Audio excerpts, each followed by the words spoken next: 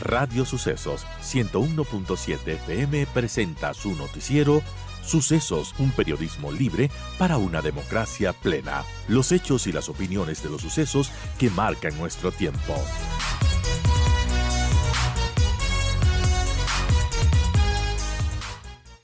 En fin, ¿cómo vemos la situación actual, Francisco, de cara también a lo que ocurrió ya en años anteriores en protestas violentas que lamentablemente pararon al país y causaron muchas pérdidas en todo sentido? Y de cara a esta decisión de, bueno, quizás se podrá retomar esas mesas de diálogo, esos acuerdos que quedaron, y le vamos a preguntar en qué quedaron. Bienvenido, Francisco Jiménez, y gracias por acompañarnos en esta mañana. ¿Qué tal, Verónica, Andrés? Buenos días, gracias por la invitación al programa, un gusto de poder compartir con ustedes. Efectivamente, lo que estamos viviendo hoy es similar, no es igual, es similar a lo que sucedió en junio del 2022 y en octubre del 2019. Yo creo que hoy por hoy, aún con lo que ha sucedido, el nivel de violencia y de amplitud de las manifestaciones es aún inferior al que nosotros vivimos en junio del 2022. Allí hablábamos de 50.000, 60.000 personas en la calle, en las calles, 8 provincias convulsionadas, Costa, Sierra y Oriente con problemas, un promedio de 250 cortes cada día en las carreteras. Fue una situación muy dura, muy complicada. Y cuando yo asumí el Ministerio de Gobierno, que fue en marzo del 2022, ya había un proceso que había fracasado con las organizaciones sociales, porque no nos olvidemos que inicialmente hubo conversaciones en agosto, septiembre del 2021, que luego quedaron en el limbo. Y bueno, ese me parece que es el primer factor que uno tiene que tomar en cuenta aquí. No hay que dejar las cosas en el limbo. No hay que dejar de hablar porque eso da la impresión de falta de seriedad. Cuando usted se sienta con alguien y trata determinados temas, puede ser que con algunos esté de acuerdo y otros no, pero lo importante es que la palabra se mantenga. Si se queda en que se va a hacer A, B y C y que D no se va a hacer por las razones que ya se esgrimieron y que E sí se va a hacer, pero en el plazo de X número de años, eso es lo que hay que hacer. No hay que darle vuelta a las cosas. Si para algo se habla. Entonces, el gran problema es que a marzo del 2022 ya había una situación que había derivado en un escenario de desconfianza entre las organizaciones sociales y el gobierno. Yo llegué en una situación que ya existía de crisis y se discutía si debía enviarse la muerte cruzada o no, porque ya la relación con la Asamblea era muy mala. En fin, varias cosas. Pero bueno, nos pusimos manos a la obra y sabíamos de alguna manera que las manifestaciones de mayo, las que se produjeron en junio, era muy difícil detenerlas, porque ese es el segundo gran aprendizaje de este proceso. Los procesos de marchas, de manifestaciones y de paro nacional no se arman de la noche a la mañana. Y Claro. cuando se arman de la noche a la mañana, en general, no son potentes.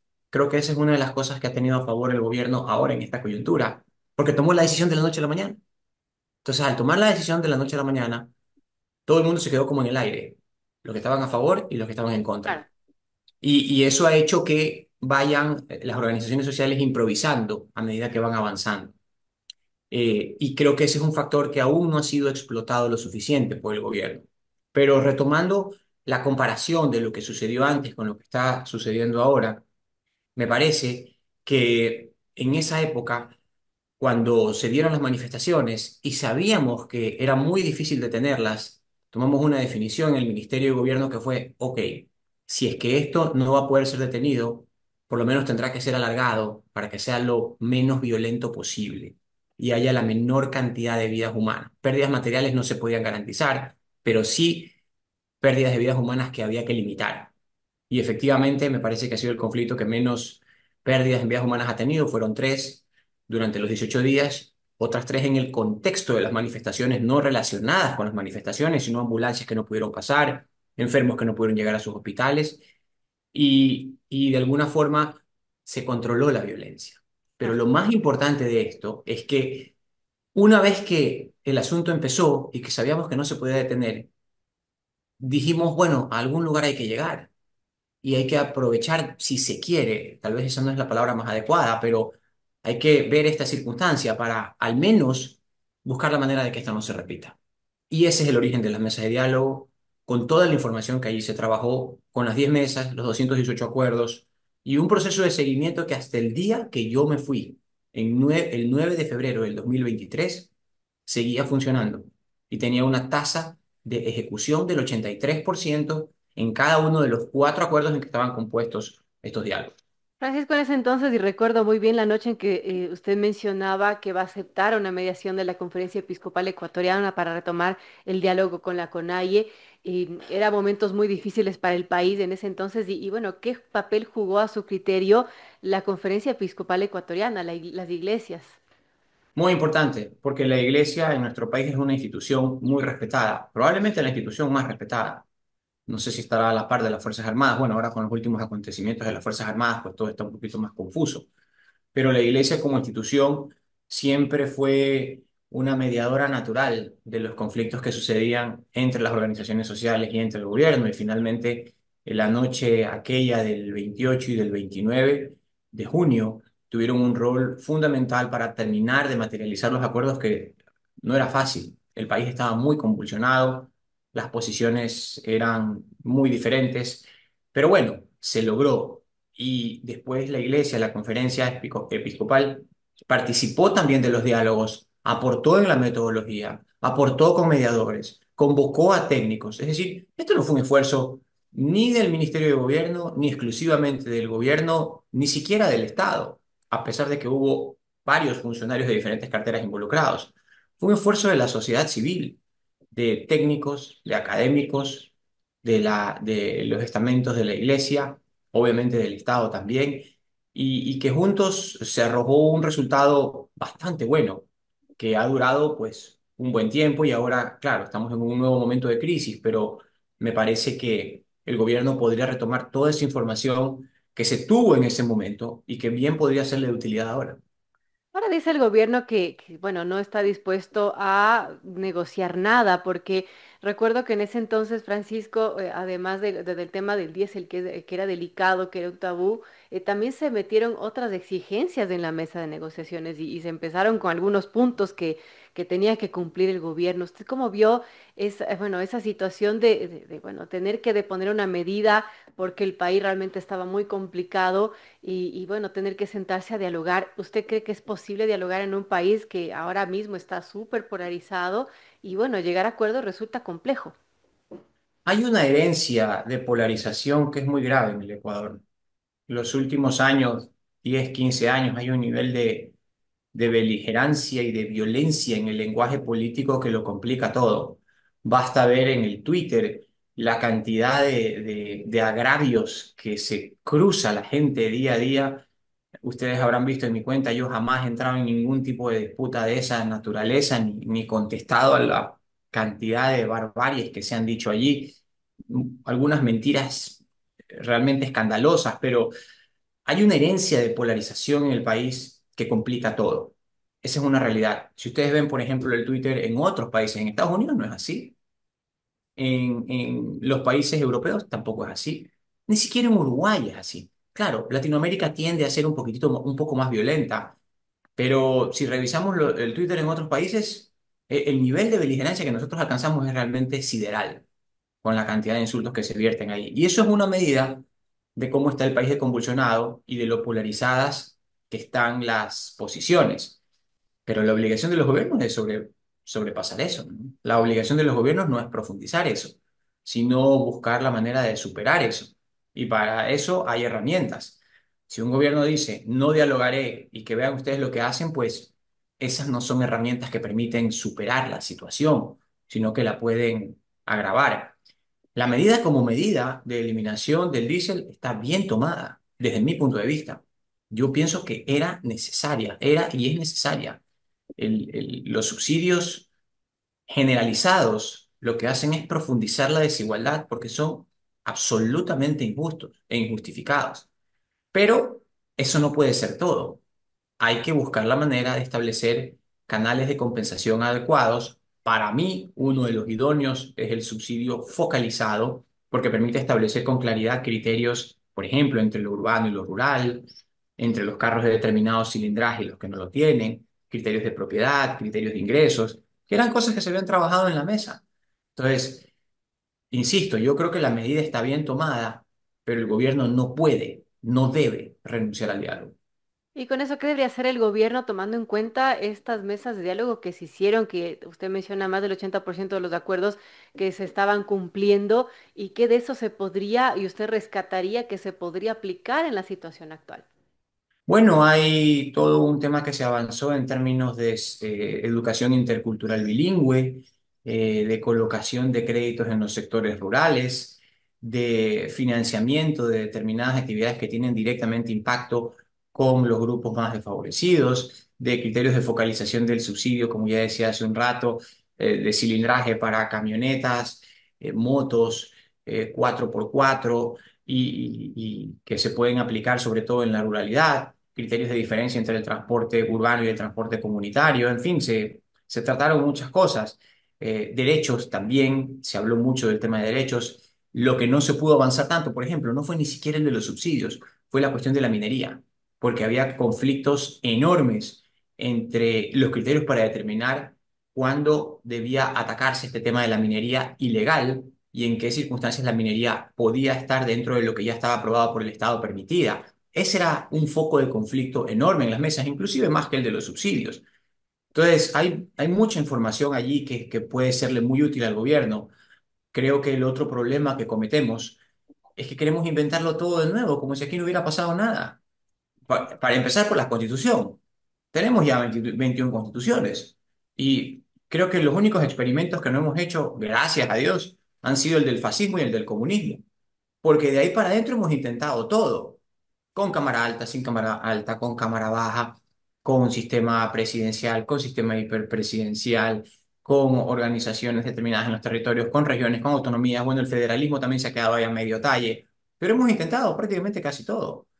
Y el problema a lo mejor no termina siendo tanto el texto, sino la interpretación que le damos y la incapacidad que tenemos de nuestra clase política para adaptar lo que tenemos a las circunstancias y sobre todo hacer respetar la institucionalidad por encima de nuestras particulares opiniones en un momento determinado. Francisco, regresando a las mesas de diálogo y agradeciéndole por conectarse el día de hoy para todos quienes nos escuchan, a la final el paro, la mecha que incendió todo, es del tema de la eliminación del subsidio por parte del presidente Lazo en el año 2022.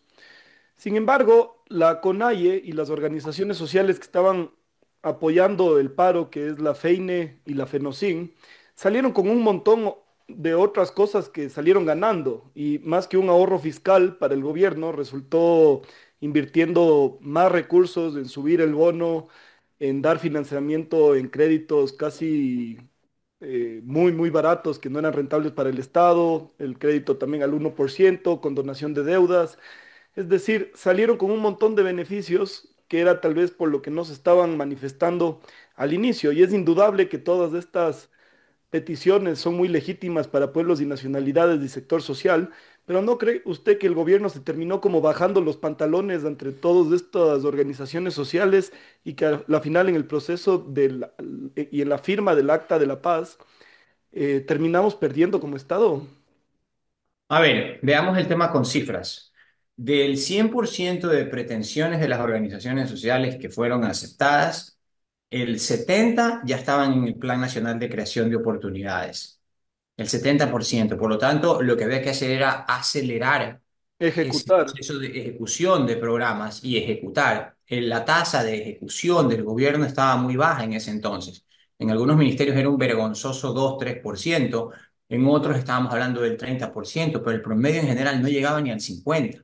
Entonces, usted tiene programas que están con el dinero asignado, con el presupuesto asignado, pero no los ejecuta por procesos burocráticos, por incapacidad del Estado, es lo mismo que nada. Entonces, el primer problema no era tanto de colocación de nuevos dineros, sino de ejecución de lo que ya había.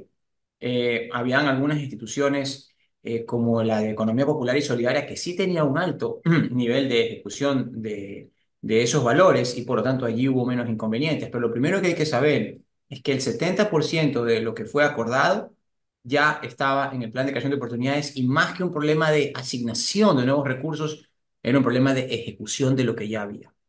Y en Segundo, cuanto al tema de la gasolina, estimado Francisco, ¿cuánto fue el aumento inicial, eliminando el subsidio completamente, y después se redujo 15 centavos el precio de la gasolina? ¿En cuánto le ahorró eso al país, digamos, con ese aumento? no me acuerdo la cifra exacta, pero la reducción en ese momento fue de 15 centavos, es decir, lo que se aceptó para implementar como subsidio fueron 15 centavos, la super ya estaba liberada, la gasolina extra y Ecopaís se garantizó la estabilidad de precios con un subsidio de 15 centavos, que era mucho menos que el que ellos estaban pidiendo, porque era de 40 centavos lo que ellos estaban pidiendo como subsidio.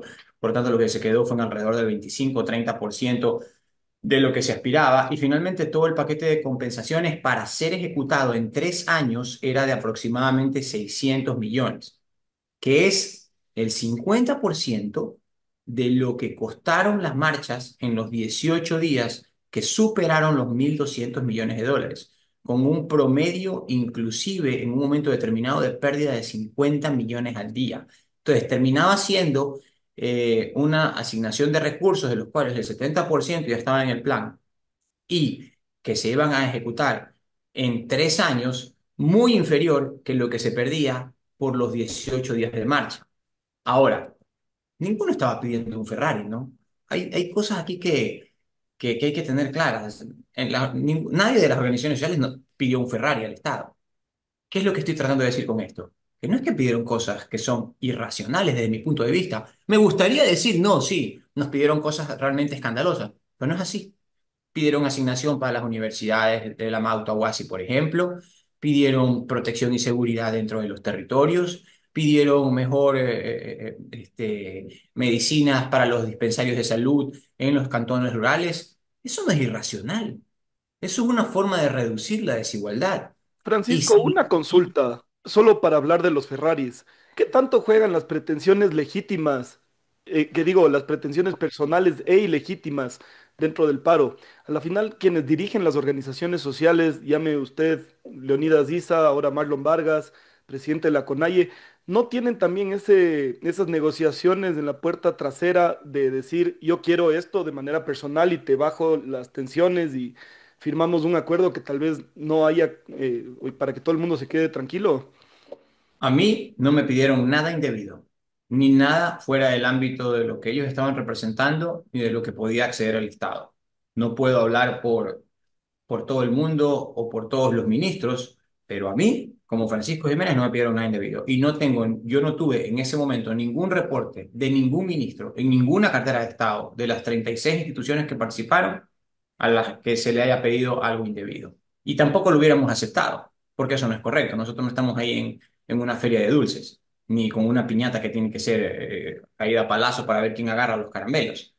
Estamos representando al Estado ecuatoriano y el Estado ecuatoriano se rige por leyes y las leyes tienen un marco de referencia donde hay cosas que se pueden hacer y cosas que no se pueden hacer y otras cosas que se pueden hacer pero en el tiempo.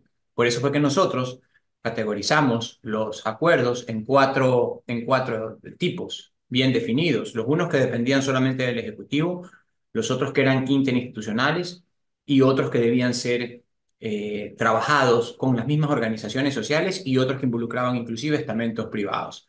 Entonces, me parece que funcionó bastante bien como les digo, con una tasa de ejecución del 83% porque lo estábamos haciendo en serio. Tenemos voluntad política para superar los problemas que habían sido evidenciados por el Estado y buscamos ejecutarlo, no hubo mayor misterio en eso. Amigos, son las 7:44 que dialogamos con Francisco Jiménez, quien fue ministro de Gobierno en el gobierno de Guillermo Lazo y justamente vivió una situación de paro nacional. Ya para terminar, Francisco, porque se nos va el tiempo encima, bueno, ¿qué aciertos ve de lo que ha hecho el gobierno nacional ahora mismo con esta situación de paro nacional y qué aconsejaría hacer o no repetir, refiriéndome a los errores, a los aprendizajes del 2022? Yo creo que un acierto es sin duda eliminar el subsidio del diésel. Lo digo porque me parece que es un acierto, es una medida valiente y es una medida necesaria para la economía ecuatoriana porque va a permitir liberar recursos.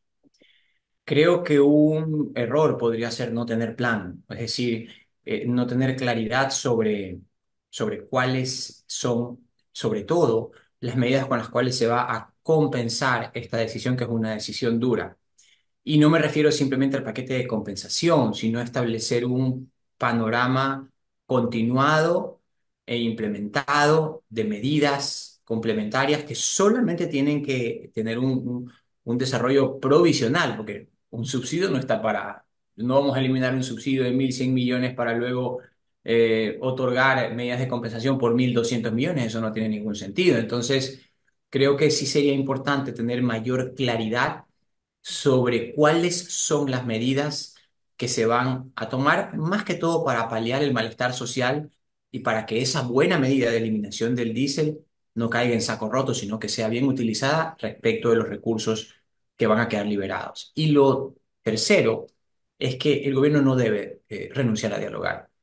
Estamos conscientes que un gobierno tiene que ser firme, eso está claro. Un gobierno tiene que ser firme porque si no, pues la sociedad tiene otra impresión de las cosas y empieza a generar otro tipo de criterios. Entonces el gobierno está bien que diga, bueno, nosotros hemos tomado esta decisión y esta decisión es irreversible, pero no debe renunciar a dialogar porque se representa a 18 millones de ecuatorianos, muchos con bastantes problemas y con muchas necesidades. Y creo que en ese ejercicio de escucha activa, de voluntad política y de asignación eficiente de recursos, no solamente se puede sobrellevar la situación complicada en la que estamos actualmente, sino tomar pasos definitivos para ir superando los grandes problemas de pobreza y desigualdad que aún tenemos. Muy importante, gracias por este diálogo. Nos faltó tiempo para hablar de la Asamblea Constituyente, pero sin duda tendremos más espacio para ello. Gracias a Francisco Jiménez por acompañarnos. Claro que sí, siempre un gusto poder compartir con ustedes.